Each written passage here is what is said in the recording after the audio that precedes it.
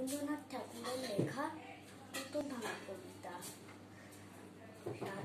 7-8 আমি বলেছিলাম বলে গুরু মশাই আমার পরে উঠল রেগে জ্বলে। মা গো, তুমি 5 পয়সায় এবার রথের দিনে সেই যে রঙিন পুতুলখানি আপনি দিলেন কিনে। খাতার নিচে ছিল ঢাকা, দেখালে এক ছেলে। গুরু মশাই রেগে মেগে ভেঙে দিলেন ফেলে।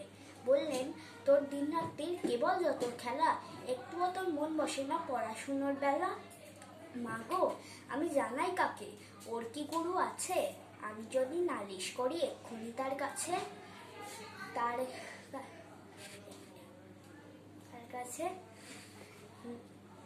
কোনো রকম খেলার পুতুল নেই কি মা ওর ঘরে? সত্যি কি ওর মন একটু নেই পুতুলের পরে?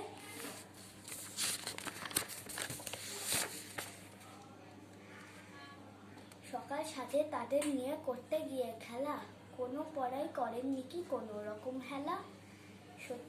ওর যদি সেই পুতুল নিয়ে ভাগেন কেহ রাগে, বল দেখি মা ওর মনে তা কেমন তর লাগে। শুভ সন্ধ্যা।